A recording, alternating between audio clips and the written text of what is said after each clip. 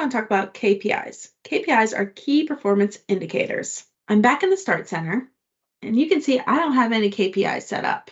So let's set some up.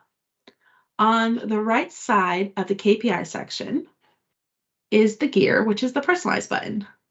So you want to click the personalize button, and that will bring up the pop-up window. We can add KPIs to our screens. So I'm going to leave the sequence number alone, but I will show you in a little bit how changing the sequence number changes the way that the KPIs are laid out on your screen. All right, so let's pick some KPI codes. So I want to click the magnifying glass, which is your search field. Now, don't be surprised if your KPIs look different than what I have on the screen. These are set up by the company itself. Yes, EAM provides some default ones, but ultimately the company configures their own because you want to be able to have information that is relevant to your company.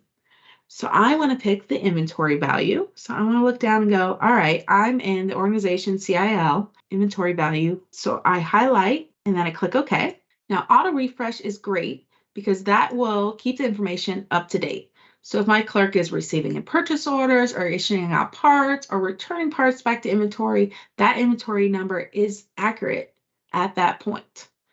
So I want to hit the submit button. It's very important to hit the submit button and not just put the information in and hit close. If you just put the information in and forget to hit submit and have it go up top of the screen, then it will not be down in your KPIs.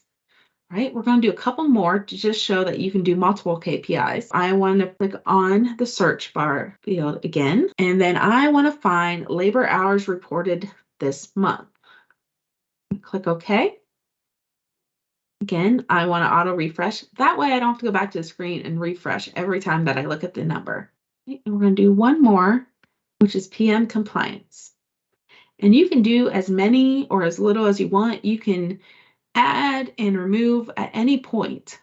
If you don't need that information anymore, why have a KPI out there on your screen keeping track? So it's easy to remove them, just like it is to add them. I want to click OK, auto refresh. Again, I want to hit the submit button, and then I want to hit close. All right, you might be looking at this going, okay, I can see that information very easily. 183 is what's in my inventory. 7 hours have been booked this month, and I'm at 97% PM compliance. All right, now not every KPI has a screen, but sometimes when you double click your KPI, it will take you to another screen. My inventory value takes me where I can run a report and get my information of what is in my inventory. So I want to go back to the Start Center.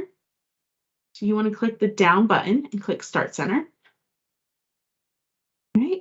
And now I want to see PM compliance before I see labor booked this month, because to me that's more important. So I want to hit the personalize button. And I want to change that sequence number. So instead of being 30, I want to make it 11 because I want it to go right after my inventory value. Then you hit the submit, which updates your information. Hit close. And now you can see my PM compliance is right after my inventory value. Now, let's say I want to remove my inventory value because I'm not keeping track of that anymore. I changed my role. I don't want to look what's out there. All you have to do is hit the personalize button. Click on the inbox that you want to remove and click the trash can, which deletes the KPI entry, and hit close. Now it is no longer there. So let's say that you have a new coworker and he has the same role that you do. So you want to pass along your KPIs to them. All you have to do is hit the personalize button. And do you see right here? I always describe it as the lock being unlocked, but that is actually your export to Excel. So you can easily click on this and export your KPIs information.